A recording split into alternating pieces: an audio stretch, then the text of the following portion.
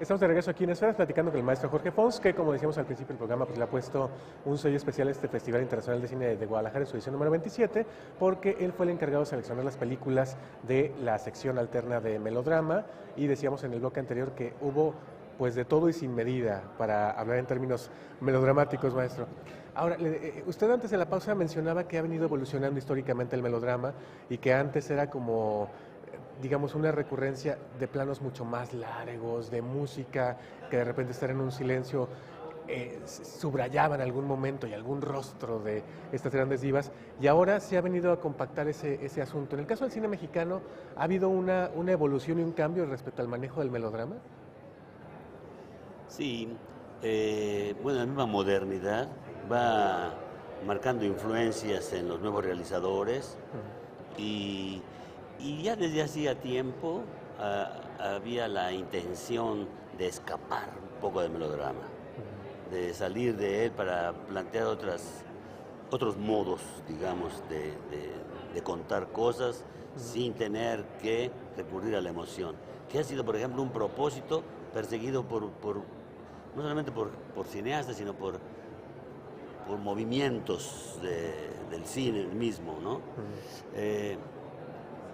Realmente es difícil lograrlo, porque aunque intente un cine de gran modernidad, realmente cuando uno aspira a contar historias pues del hombre, el melodrama está ahí como una herramienta para precisar cuestiones de la narrativa, cuestiones del poder contar con precisión y con un alcance digno esas cosas. Entonces el melodrama, ahí está, es decir, como yo tengo que clavar este clavito en esa pared. Ahí está el martillo.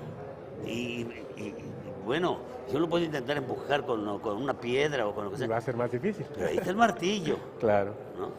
Es un instrumento, además es un sistema, digamos, de la dramaturgia, es un sistema de la narrativa misma, del modo de contar algo. Por ejemplo, yo puedo intentar en una conversación como esta o como cualquier otra, desdramatizar completamente.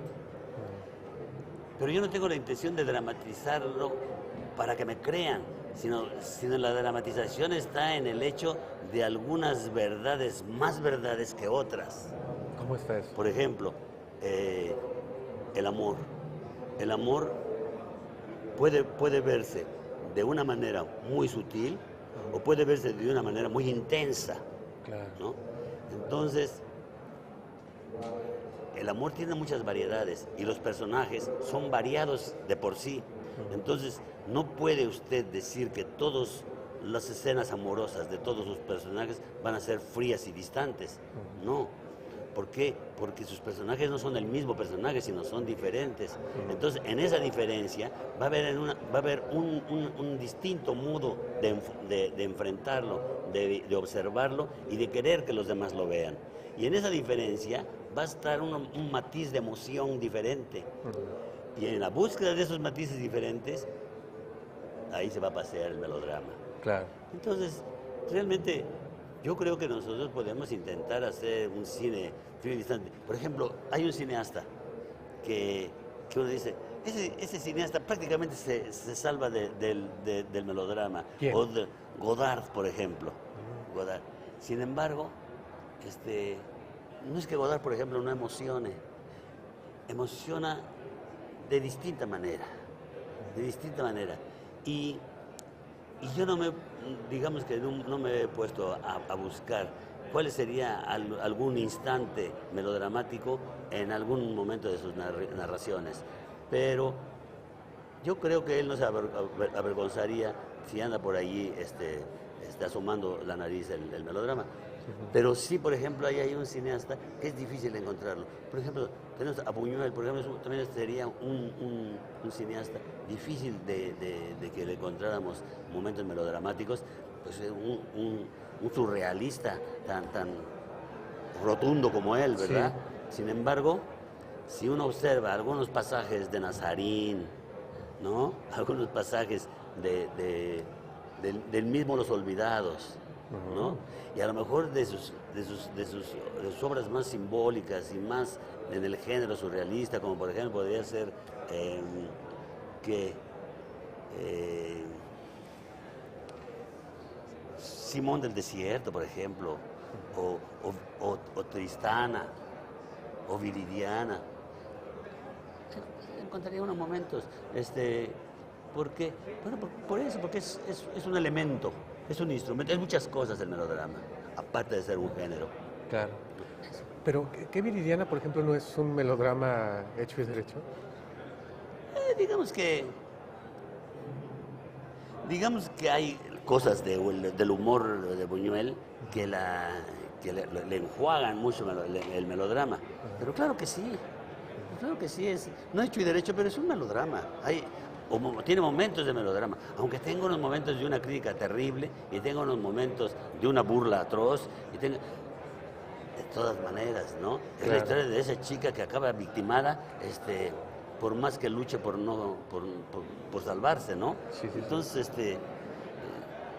es difícil escapar. Además, yo creo que la intención de escaparse es ociosa. Es ociosa. Yo creo que para contar lo que hay que contar, hay que usar lo que se pueda usar.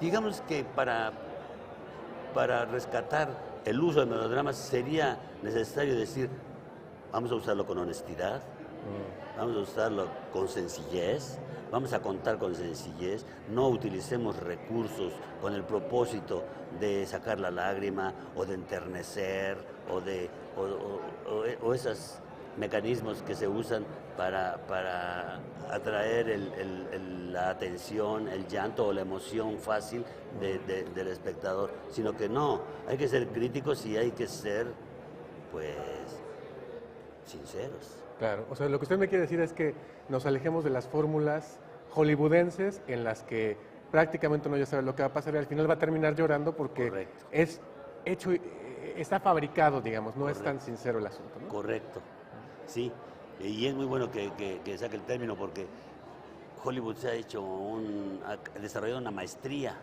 para el golpe bajo, para sacar la emoción por la emoción, porque como ella aspira a un público mundial,